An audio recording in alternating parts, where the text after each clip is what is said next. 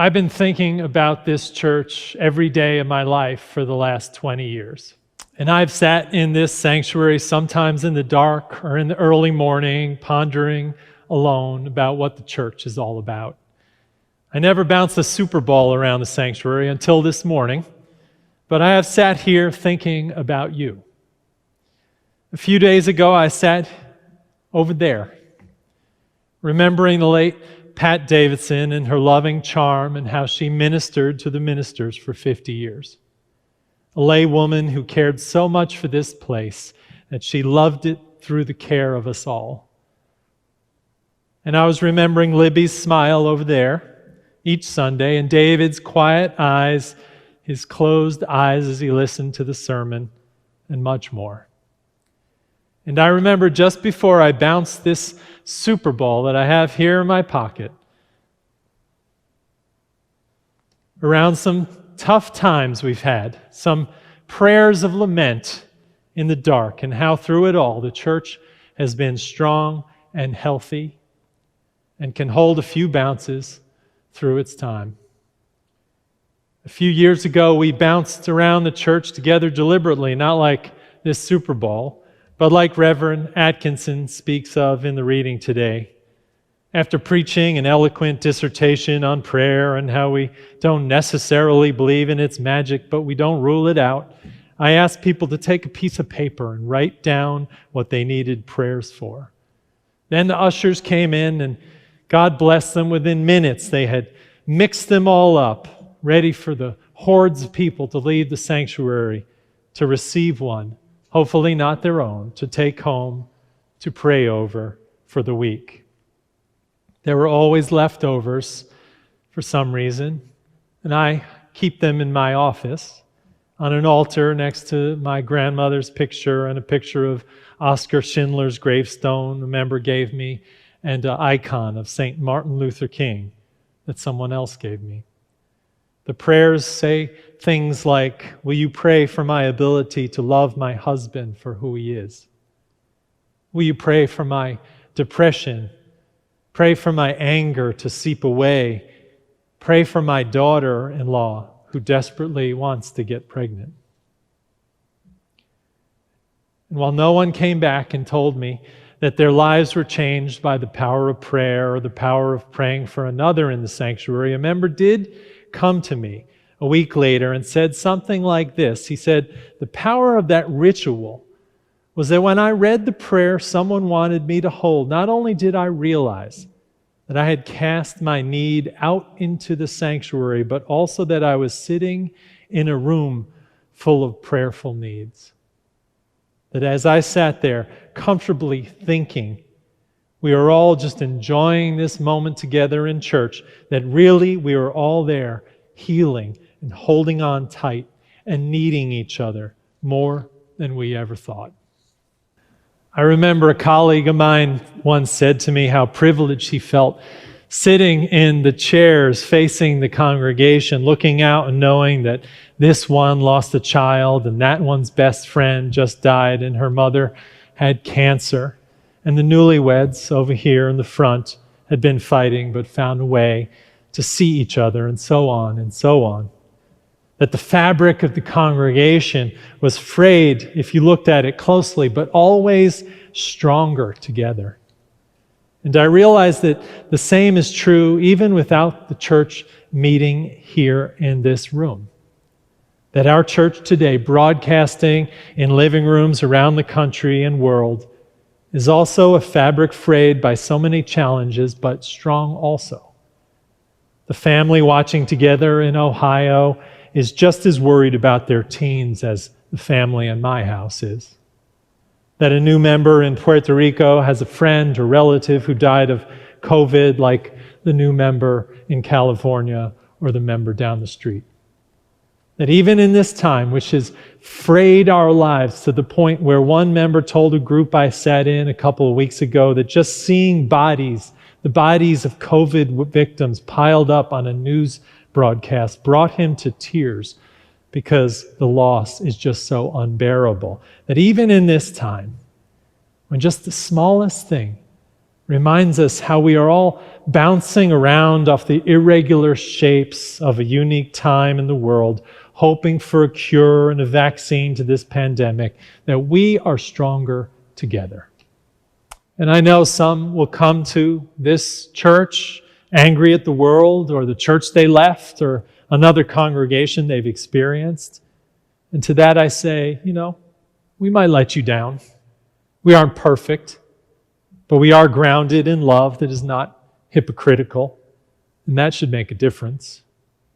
And through all the changes in our church, changes in the ministerial staff, changes in how we can be together, who leads us, what decisions are made, the church has a foundation that is loving and resilient. Well, we are going to miss the hell out of Aaron. We are also going to be okay. Ministers have come and gone through this church for over 120 years, and the church always has been strong and always will.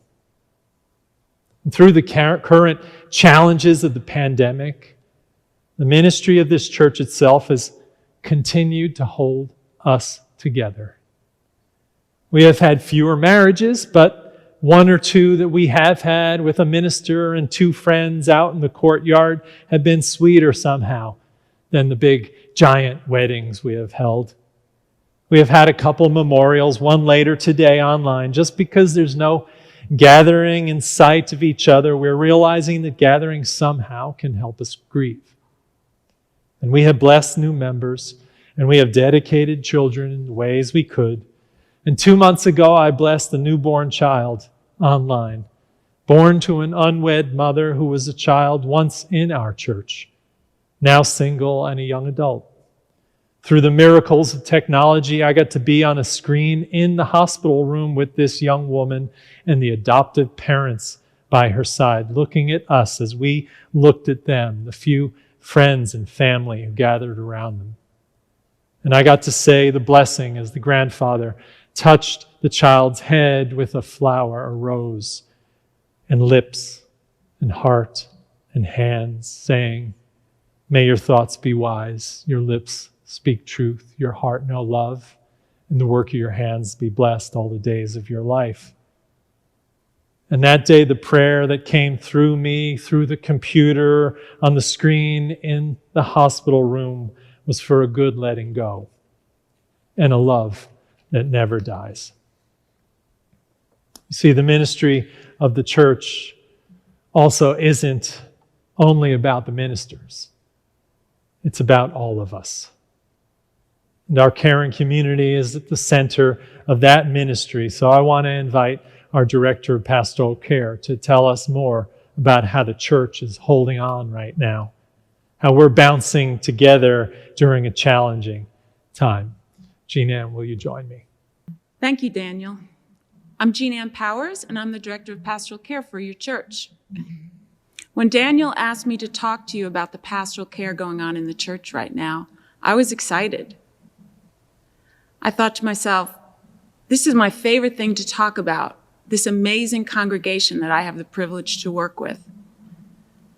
And then as I started thinking about it, I thought about how hard this has been for all of us, to not see each other, to not hug each other, to not meet our new babies that are born into the congregation, or to grieve with one another when one of our members dies. And I thought about how hard so many people in this congregation are trying to take care of one another during this time. Today we're lucky enough for the gift of technology that allows us to be together like this. And this afternoon there's going to be a virtual memorial for one of our beloved members who died at 100 years old. And yet I hate that we can't be together to memorialize her. Well, I'm happy we can do it at all. So I meet with the pastoral care volunteers every week on a coffee hour after the sermon. We talk about the various volunteer activities they're doing, and we talk about the sermon, and we connect with one another.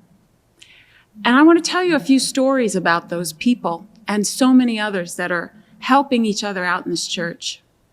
I had this slideshow go across my mind when Daniel asked me to talk about you and what you're doing for one another. And I thought about the congregant who is driving another congregant to all his doctor's appointments. They're both masked. One's in the front driving, one's in the back, because he can't get to his appointments on his own. And I thought about the woman who broke her heel, that's being fed and driven to doctor's appointments and visited on her front porch and called and sent cards to, because she's doing a long and slow recovery from breaking her heel. I want to tell you about some things that happened in this church around the holiday season. While you may have attended one of the many services that we had on Christmas Eve, the weekend before Christmas, magic happened here. Magic happened because of this caring congregation. Early Saturday morning before Christmas, over 50 volunteers dropped off baked goods to the church. Sweet treats, cookies, all kinds of Christmas goodies. And the staff was here, and we assembled all those goodies into over 150 cookie tins. And then a few hours later, we had another 40 some odd volunteers come to the church to pick up those tins and deliver them to our congregants, mostly 70 and above. We say 70 and better here because many of them, our most active congregants and volunteers, fall in that category.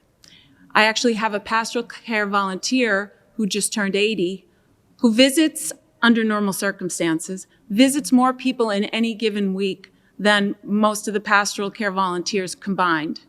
And I'm always wondering at her energy. So as those deliveries went out, and as the volunteers endeavored across the Metroplex to deliver tins, we had a family of 5 that included a couple of teenagers show up in their minivan. And the PA family went across the western part of our Metroplex, delivering in Fort Worth, delivering in Duncanville, all with a smile on their face.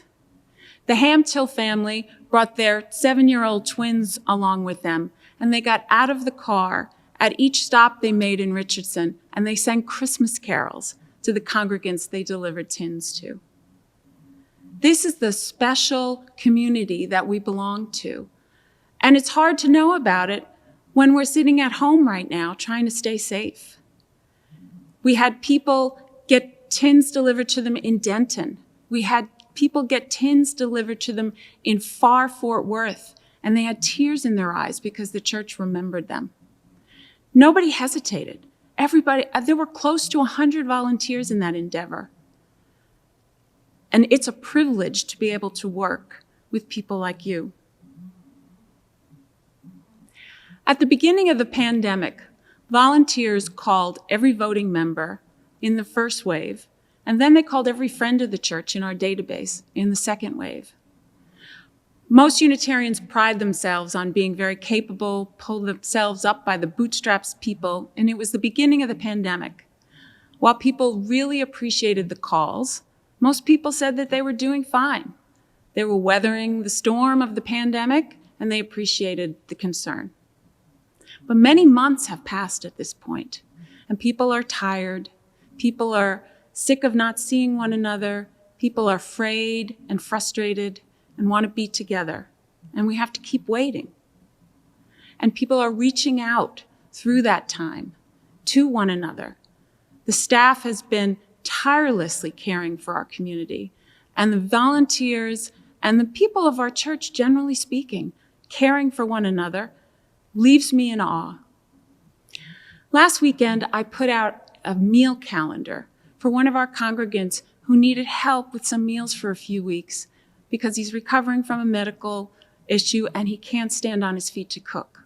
Within 12 hours, that meal calendar was filled.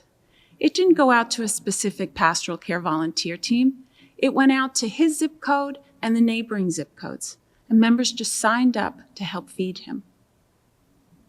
Also last week, during choir practice, one of our choir members got a call, the call that every parent dreads to get, that her son and daughter-in-law had been in a car accident in Austin. Thankfully, they're recovering. They had some serious injuries, but they're recovering.